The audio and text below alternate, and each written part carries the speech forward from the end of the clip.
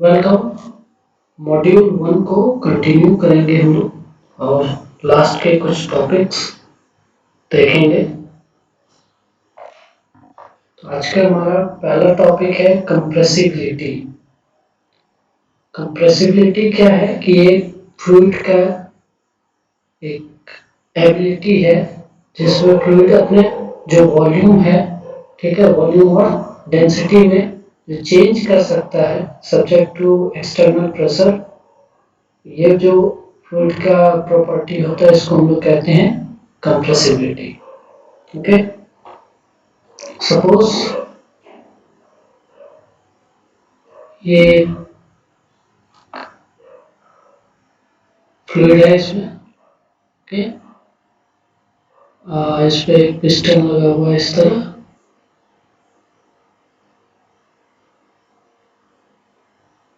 तो initial condition में P pressure लगा हुआ है और इसमें वॉल्यूम इतना स्टोर है। ओके, तो जब हम प्रेशर इंक्रीज करेंगे, दैट मीन्स प्रेशर और लगाएंगे, तो क्या होगा, ये पिस्टन सपोज यहां से इस पोजीशन पे आ जाएगा। ओके,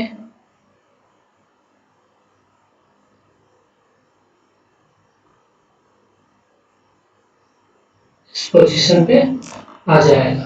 तो यहाँ पे प्रेशर हमने सपोज डीपी इंक्रीज किया।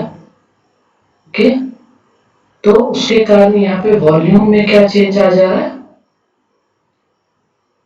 इतना सा चेंज आ जा रहा है। ओके, ये इनिशियल वॉल्यूम है यहाँ तक का, और ये जो ये छोटा सा हिस्सा है, ये ये छोटा सा डी और रिप्रेजेंट कर रहा है इस छोटे से हिस्से को। तो यही कंप्रेसिबिलिटी है, जिसमें क्या होता है कि एक्सटर्नल प्रेशर लगाने से क्या होता है, जो फ्लूइड है, ठीक है, उसका वॉल्यूम चेंज हो जाता है। एंड वॉल्यूम चेंज होने के साथ साथ क्या होता है, डेंसिटी भी चेंज हो जाती है। ओके, तो ये प्रॉपर्टी कहलाता है कंप्रेसिबिलिटी। नाउ इसको अगर हम आगे फिर देखें इसमें, तो एक टर्म होता है कोफिशिएंट ऑफ कंप्रेसिबिलिटी, जिसको हम लोग बीटा सबस्क्रिप्ट सी से रिप्रेजेंट करते हैं। ठीक है, इसको हम लोग बीटा सबस्क्रिप्ट सी से रिप्रेजेंट करते हैं। तो इसको हम लोग डिफाइन कैसे करते हैं कि रिलेटिव चेंज ऑफ वॉल्यूम और डेंसिटी पर यूनिट प्रेशर। ठीक है, पर यूनिट प्रेशर के साथ जो रिलेटिव चेंज आएगा वॉल्यूम या डेंसिटी में, ओके, उसको हम लोग कहेंगे कोफिशिएंट ऑफ कंप्रेसिबिलिटी। ठीक है, तो ये हमारा क्या हो गया, बीटा से is equal to change in relative change in volume.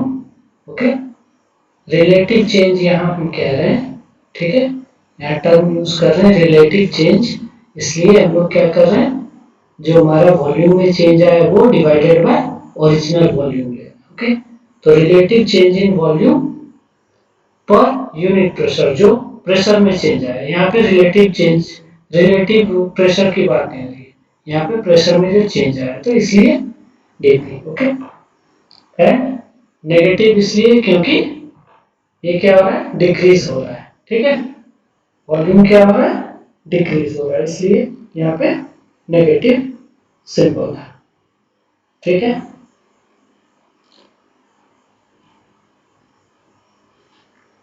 तो डीपी क्या हो गया, change in pressure, and D for all, यहाँ पे मैं इसे वी ही कहूंगा। ओके, तो इन जनरल क्या होता है कि हमारे पास इसमें हम बहुत जगह पे वी का अलग अलग मीनिंग होगा, इसलिए वॉल्यूम के लिए जनरली हम लोग क्या करते हैं, ये फॉर ऑल सिंबल का इस्तेमाल कर लेते हैं।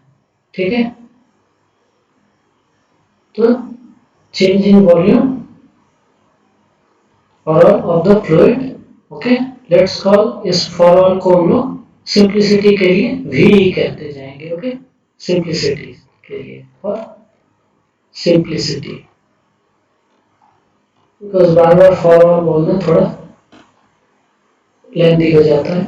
ठीक है, तो यहाँ पे नेगेटिव साइन इंडिकेट कर रहा है कि वॉल्यूम में डिक्रीज हो रहा है with increase in pressure.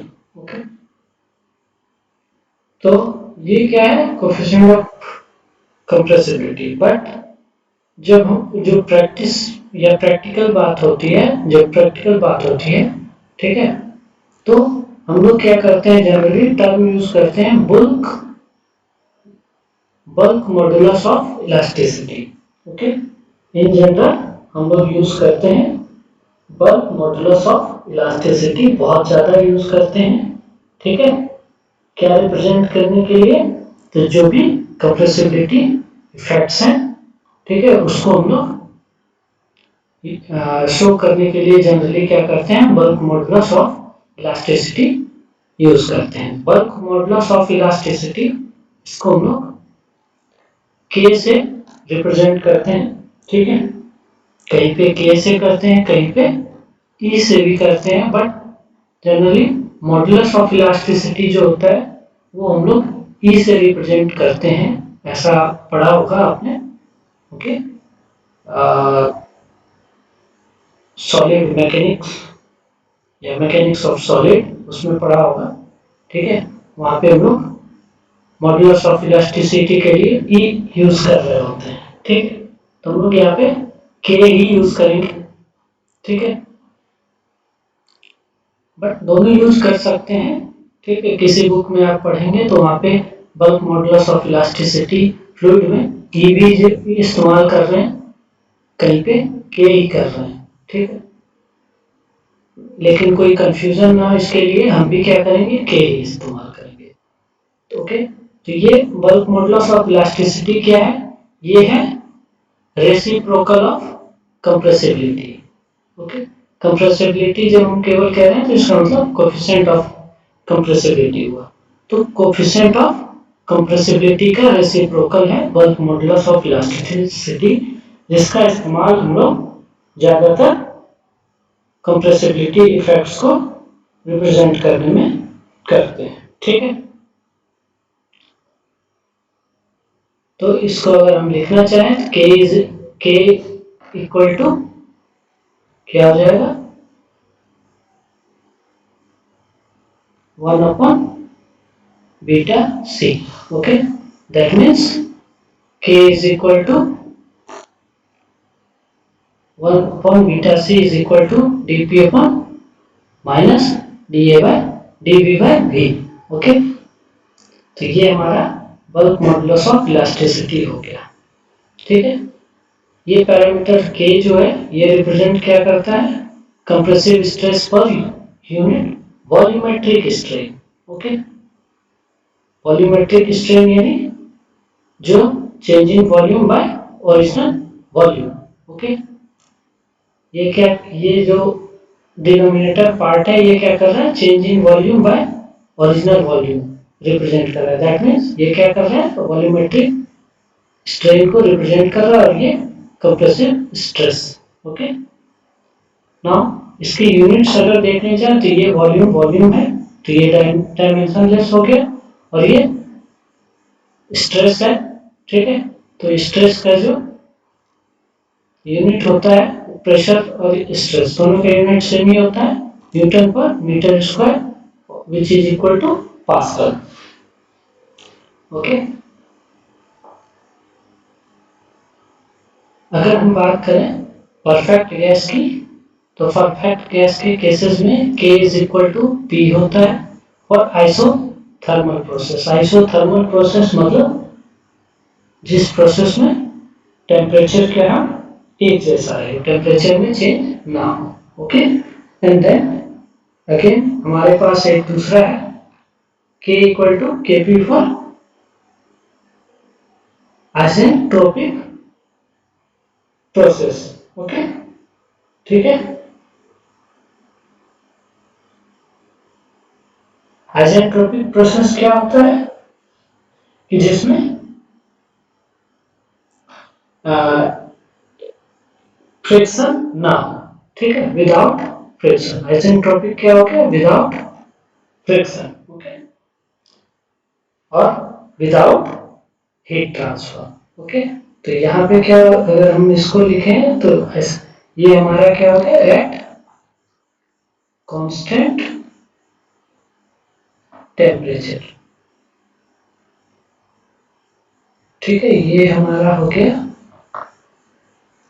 Isothermal process. इसकी बात करें तो ये क्या हो गया, विदाउट हीट ट्रांसफर। इसके लिए जो हमारा टेक्निकल टर्म है वो क्या है, adiabatic. Okay, and without friction. ठीक है, आइसेंट्रोपिक। तो जहाँ फ्रिक्शन नहीं होगा वहां पे K is equal to KP, जहाँ पे कांस्टेंट टेम्परेचर होगा वहां पे K इक्वल टू P। इसको हम लोग देखेंगे ये कैसे हो जाता है।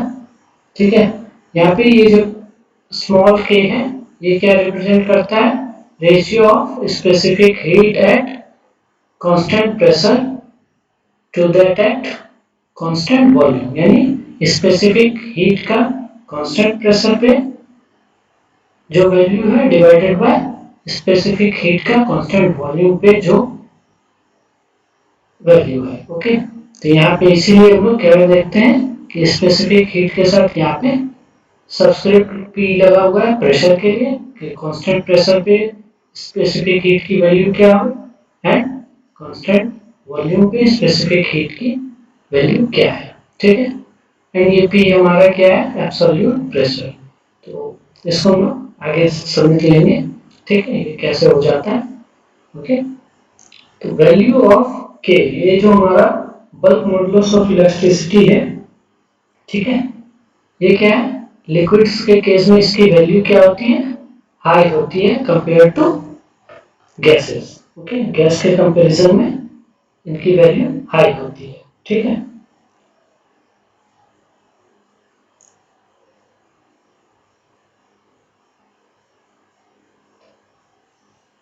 अगर इस पे और थोड़ा बात करें, ये के और के की लिक्विड और गैस का कंपैरिजन अगर करें तो एक चीज हम लोग देखते हैं कि जो हमारा स्टैंडर्ड एटमॉस्फेरिक कंडीशन होता है, स्टैंडर्ड एटमॉस्फेरिक कंडीशन। ठीक है, इस कंडीशन में क्या होता है कि वाटर का बल्क मॉडुलस ऑफ इलास्टिसिटी जो है वो होता है 2 इंटू 10⁹ न्यूटन पर मीटर स्क्वायर। एंड उसी कंडीशन में एयर का जो होता है वो होता है 0.101 इंटू 10⁶ न्यूटन पर मीटर स्क्वायर। ओके, ये होता है। तो इन दोनों को अगर हम कंपेयर करें तो हम लोग क्या कह सकते हैं कि जो एयर है, ठीक है, ये एयर ये वाटर से क्या है, अप्रोक्सीमेटली 20,000 गुना कंप्रेसिबल है। ठीक है, ये क्या है, एयर क्या है, वाटर के कंपैरिजन में 20,000 गुना कंप्रेसिबल है। ओके, ठीक, तो इसलिए हम लोग क्या करते हैं, जो लिक्विड्स होते हैं उनको हम लोग इनकम्प्रेसिबल कहते हैं। ठीक है, वो कंप्रेस नहीं हो सकते हैं, बिकॉज जो होता ये है लिक्विड्स के केस में, अगर हम वाटर को ही ले लें कि डेंसिटी जो है वाटर का, ठीक है, अगर हम लोग प्रेशर 220 गुना इंक्रीज कर दें, 220 गुना प्रेशर इंक्रीज कर दें तो वाटर की डेंसिटी में 1% चेंज आता है। ठीक, केवल 1% का चेंज आता है। तो इसलिए हम लोग क्या करते हैं, जनरली सारे लिक्विड्स को ही हम लोग इनकम्प्रेसिबल कंसिडर करते हैं। ठीक, तो ये हमारा बल्क मॉडुलस ऑफ इलास्टिसिटी था। ओके, अब इसमें हम लोग ये पार्ट समझेंगे, ये K equal to P, K equal to K। Okay, तो इस चीज को समझने के लिए, ठीक है, इस चीज को समझने के लिए हमें सबसे पहले क्या करना होगा, इसको हम लोग ऐसे लिख दें, रिलेशनशिप। ये क्या है, रिलेशनशिप ये है किसका, between pressure, density and temperature. ठीक है, तो फॉर परफेक्ट गैस हम बात कर रहे हैं परफेक्ट गैस की। तो परफेक्ट गैस का इक्वेशन जो है, ठीक है, थर्मोडायनेमिक इक्वेशन वो क्या है, PV is equal to P upon rho. Okay, V यहाँ पे हम लोग जनरली पढ़ते थे V, बट ये है क्या एक्चुअल में, V नहीं है, ये न्यू V लिखते हैं हम लोग। ओके, ये क्या है, स्पेसिफिक वॉल्यूम है। ठीक है, स्पेसिफिक वॉल्यूम क्या होता है, डेंसिटी का रेसिप्रोकल होता है। देयरफॉर यहाँ पे स्पेसिफिक वॉल्यूम के जगह हम लोग डेंसिटी टर्म यूज कर रहे हैं, तो ये 1 बाय डेंसिटी हो गया, एंड ये इक्वल टू होता है किसके, RT के। ठीक है, इसी को हम लोग लिख सकते हैं P equal to rho RT। Okay, ठीक है, तो यहाँ पे क्या, प्रेशर और टेम्परेचर जो है इनको एब्सोल्यूट क्वांटिटीज कंसीडर किया जाता है, और आर को हम लोग क्या कहते हैं, कैरेक्टरिस्टिक गैस कांस्टेंट। ठीक है, यहाँ पे एक बार हम लोग इन चीजों को डिफाइन कर रहे हैं। तो P is absolute pressure,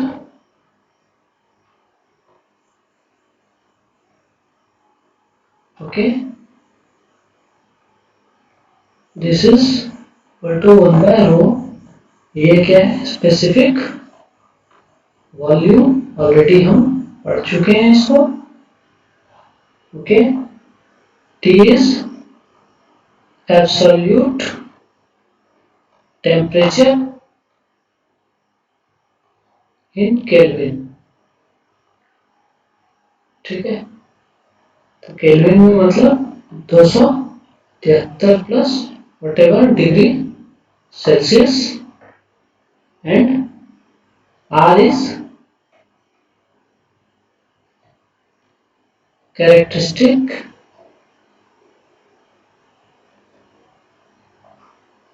gas constant। Okay, ठीक है, किसी भी गैस के लिए, फॉर एनी गैस, गैस के केसेस में R की वैल्यू क्या होती है, 8312 बाय m, क्या, मीटर स्क्वायर पर सेकेंड स्क्वायर केल्विन। ओके, तो m क्या है, मॉलिक्यूलर वेट है। ठीक है, नाउ अब इसको हम लोग सारे टर्म्स को डिफाइन हमने कर लिया, तो वापस अब आए ओरिजिनल इक्वेशन पे। ठीक है, यहाँ पे P is equal to rho R T. ठीक है, तो जब हम गैस को कंप्रेस या एक्सपेंड करते हैं, when gas is compressed or expanded। ठीक है, तो वैसे केस में क्या होता है, प्रेशर और डेंसिटी के बीच जो रिलेशन होता है, यानी P बाय रो, ठीक है, इनके बीच जो रिलेशन होता है वो कुछ ऐसा होता है, P upon rho power n equal to constant. ठीक है, n क्या कहलाता है यहाँ पे, पॉलीट्रोपिक इंडेक्स ऑफ कंप्रेशन। ठीक है, पॉलीट्रोपिक इंडेक्स ऑफ कंप्रेशन, और अगर एक्सपेंशन हो रहा होता तो एक्सपेंशन। ठीक है,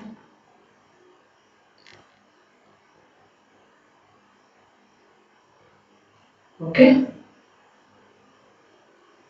तो ये n का वैल्यू क्या है, ठीक है। और ये प्रोसेस ये जो प्रोसेस होता है, ठीक है, जिसमें हम गैस को कंप्रेस या एक्सपेंड कर सकते हैं, तो वह उस प्रोसेस को कहते हैं हम लोग पॉलीट्रोपिक प्रोसेस, ठीक है। तो ये जो पॉलीट्रोपिक इंडेक्स है, ओके, इसकी वैल्यू क्या, माइनस इंफिनिटी से प्लस इंफिनिटी तक कुछ भी हो सकता है। और ये डिपेंड किस पे करेगा, वैल्यू कितना होगा, ये डिपेंड करेगा पर्टिकुलर प्रोसेस क्या है, ओके। अगर n is equal to 0, okay, if n is equal to 0, तो ये क्या हो जाएगा, p इक्वल टू कांस्टेंट, यानी ये क्या है, एक कांस्टेंट प्रेशर प्रोसेस हो जाएगा, ठीक है। यानी ये प्रोसेस जो होगा ये क्या हो जाएगा, कांस्टेंट प्रेशर प्रोसेस। अब n इज इक्वल टू इधर इंफिनिटी हो जाए, okay, n is equal to infinity हो जाए, सॉरी मैं अल्फा लिख दे रहा हूँ, okay, n is equal to infinity हो जाए, तो ये वाला पार्ट क्या हो जाएगा, बहुत ज्यादा बड़ा होगा, ओके। ये वाला पार्ट क्या हो जाएगा, बहुत ज्यादा बड़ा हो जाएगा, एंड इन दैट केस ये प्रोसेस होगा, ठीक है। तो ये क्या हो जाएगा, कांस्टेंट वॉल्यूम का, ओके, कांस्टेंट वॉल्यूम का, because this will be mass by volume, okay, and then volume ऊपर, ठीक है। तो ये कांस्टेंट वॉल्यूम प्रोसेस बन जाएगा, ओके, कांस्टेंट वॉल्यूम प्रोसेस, ये कांस्टेंट प्रेशर प्रोसेस। अब अगर n इक्वल टू 1 हो जाए, तो n इक्वल टू 1 हो जाए तो p upon rho is equal to constant, okay. This means ये वाला पार्ट जो होगा, जब p upon rho is constant, that means ये भी एक r कांस्टेंट ही है, तो t क्या हो गया फिर, constant, that means constant temperature process, यानी दूसरे शब्द में ये क्या हो गया, isothermal process. Okay.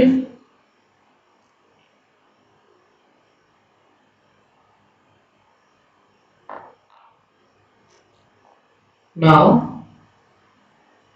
अब अगर ठीक है n की वैल्यू क्या हो Cp अपॉन Cv हो जाए ओके यानी frictionless and adiabatic that means isentropic process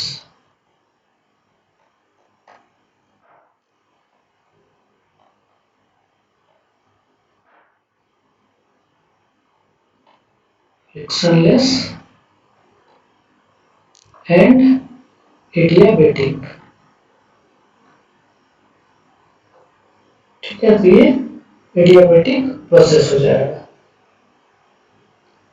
तो अगर हम इस इक्वेशन को ये जो हमारा P upon rho power n is equal to constant है ओके इसको अगर हम डिफरेंशिएट करते जाएंगे ओके तो क्या मिलेगा पहले डिफरेंशिएटिंग दिस इक्वेशन और डिफरेंशिएटिंग तो क्या मिलेगा dp upon p is equal to n d rho और रो। ओके, इसको अगर हम सजा के लिखें तो dp upon d rho by rho is equal to N P. ठीक है, तो इसका क्या मतलब हुआ कि अगर ये dp upon D row by रो, ठीक है, ये क्या रिप्रेजेंट कर रहा है हमारा बल्क मॉडुलस ऑफ इलास्टिसिटी को रिप्रेजेंट कर रहा है। Okay, bulk modulus of elasticity को ही रिप्रेजेंट कर रहा है, बिकॉज हम क्या जानते हैं यहाँ पे अगर हम देखें तो k is equal to D P upon D V by P. Okay, that means यहाँ पे जो हमारा वॉल्यूम चेंज हो रहा है, जब हम लोग एक्सटर्नल प्रेशर अप्लाई करते हैं यहाँ पे, तो हमारा ये डेंसिटी में भी चेंज आता है। ओके, तो इसलिए हम लोग बल्क मॉडुलस ऑफ इलास्टिसिटी को dp upon D row by रो भी लिख सकते हैं। ठीक है, तो इस तरह हमारा ये क्या बन जाएगा k is equal to N P. Okay, k is equal to N P. अब अगर प्रोसेस आइसोथर्मल रहा, ओके, यानी n इक्वल टू 1, तो क्या हो जाएगा k is equal to p। Okay, और अगर आइसेंट्रोपिक प्रोसेस रहा तो हमारा k is equal to K P, जहां स्मॉल k क्या रिप्रेजेंट करेगा cp बाय cp। ओके, तो इस तरह हमारा ये जो दो इक्वेशन हमने छोटा छोटा देखा था, इसी तरह हम लोग डिफरेंशिएट करके, ठीक है, इस इक्वेशन को, ठीक है, डिफरेंशिएट करके हम लोग यहाँ तक पहुंचते हैं। ठीक है, ये कहाँ से बेसिक इसका कहाँ से स्टार्ट हो जाता है, तो परफेक्ट गैस के लिए जो इक्वेशन है वहां से। ओके, ये था हमारा compressibility and bulk modulus of elasticity. Okay,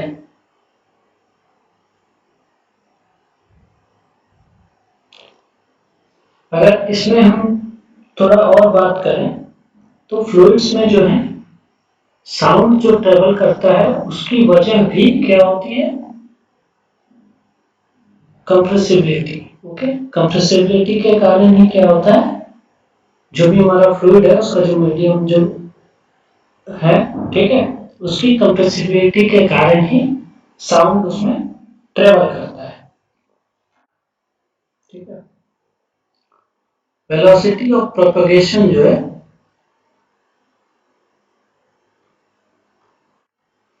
velocity of propagation of sound जो है फ्लूइड में, उसको हम लोग c इक्वल टू के अपॉन रो से एक्सप्रेस कर सकते हैं। ठीक है, के क्या है बल्क मॉडुलस ऑफ इलास्टिसिटी, और जो रो है वो फ्लूइड की डेंसिटी। ओके,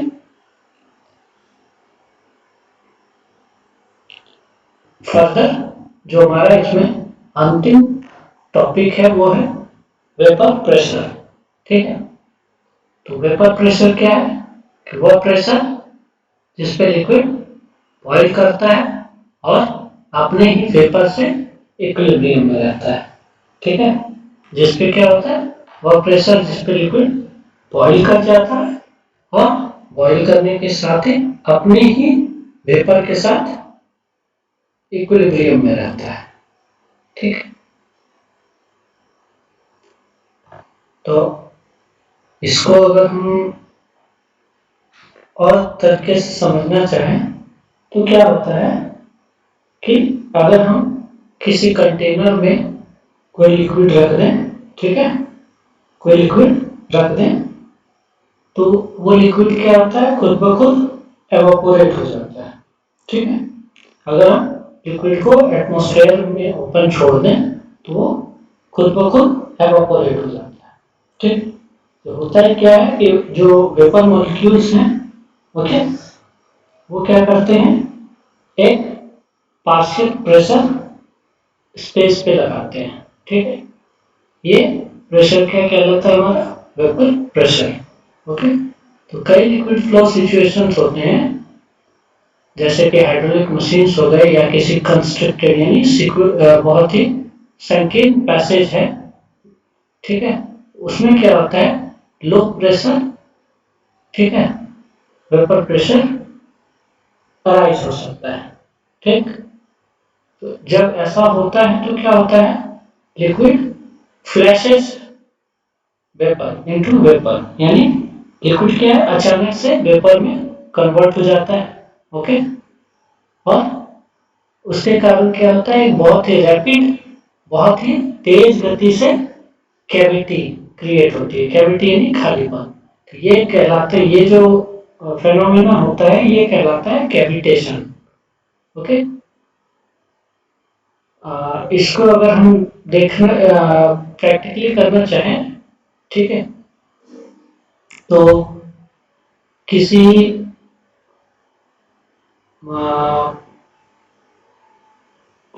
फ्लो सिचुएशन को क्रिएट करके उसमें एक हम बहुत ही नैरो पैसेज बना दें, बहुत ज्यादा नैरो, ओके, बहुत ज्यादा नैरो, तो उसमें क्या होगा, बहुत ज्यादा प्रेशर में वहां पे उसमें जो प्रेशर लो हो जाएगा। ओके, ठीक है, प्रेशर लो हो जाएगा तो जब उस पैसेज पे हमारा लिक्विड पहुंचेगा तो अचानक से वहां पे वो लिक्विड नहीं दिखेगा।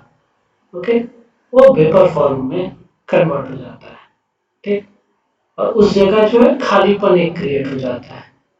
ठीक है, वहां पे खालीपन क्रिएट हो जाएगा, जो जिसको कि हम क्या कहेंगे, कैविटेशन। ओके,